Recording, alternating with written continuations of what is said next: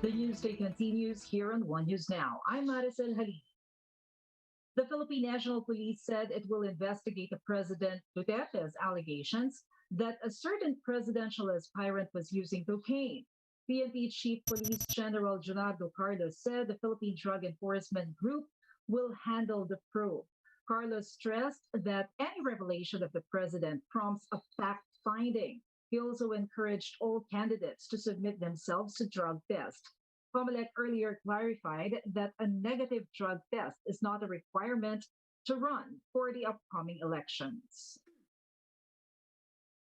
President Duterte will attend the ASEAN-China Special Summit virtually tomorrow.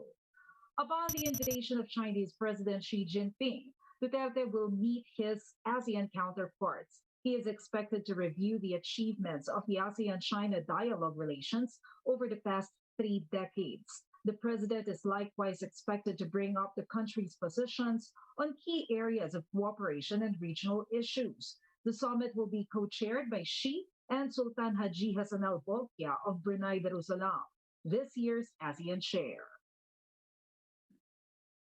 In other news, 2 minors were arrested in Quezon City last night for stealing 7 vehicles.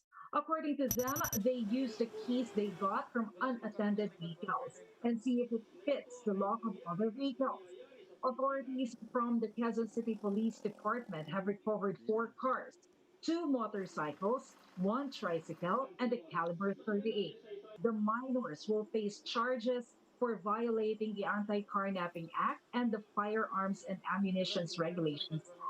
When asked what their motive in carnapping was, it was as simple as this.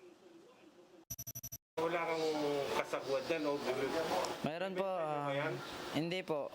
Ang ginagawa ko lang po dyan, pang-stroll lang. Kapag wala na pong gas, iwanan na po sa gilid. Tapos maghahanap naman po ako ng panibago. Papalit naman po. Let's now take a quick look at today's other top stories. An MRT-3 train passenger was injured after a man threw a stone at the Taft Avenue station this morning. The suspect was arrested in a construction site near a hotel along Taft Avenue. The MRT-3 management said it will investigate the incident and press appropriate charges against the person involved. The newly inaugurated Buendia station along the EDSA busway will open tomorrow. The Transportation Department says the new bus station is expected to ease pedestrian traffic and promote a safe and seamless commute for passengers. And in Davao City, jeepney drivers expressed hesitancy to ply the road despite the easing of quarantine restrictions. Transport groups say their daily income will barely be enough for their needs as oil prices continue to rise. They also protest the government's PUV modernization program and said they will, quote, phase out politicians not sympathetic to their ruse come election day.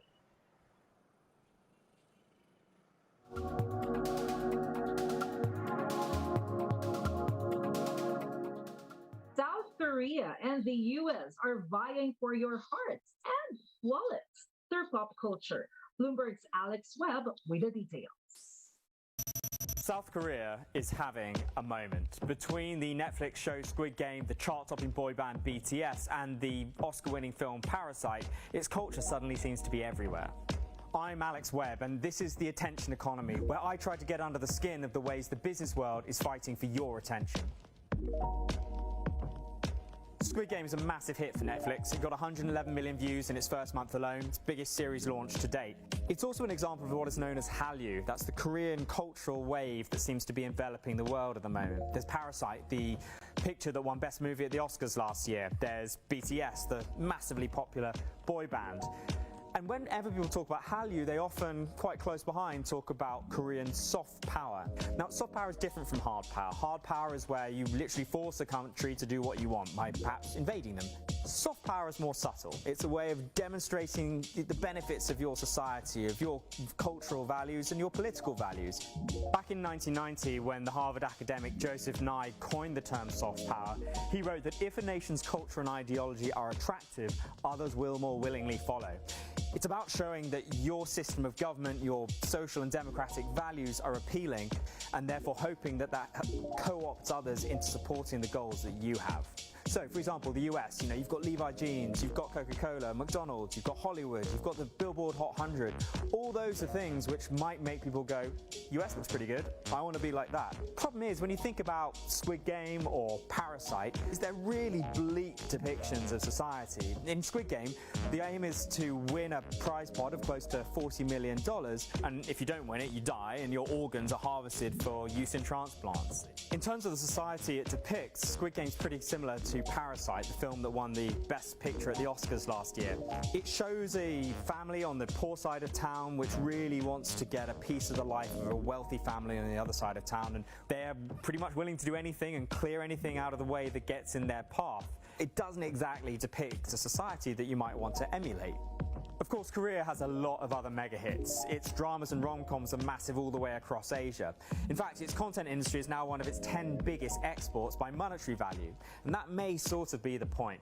US exports help sell US values. For Korea, the exports themselves may be enough. In fact, the Korean system of democracy is sort of modelled on the US one. It's not trying to export that, but if it can help it sell, say, Samsung electronics or Hyundai cars, that might be a real benefit. No, you don't want to emulate Korean cultural and socio-economic values, but you might want to buy some of their goods. In that sense, the cultural value might lie in the economic value.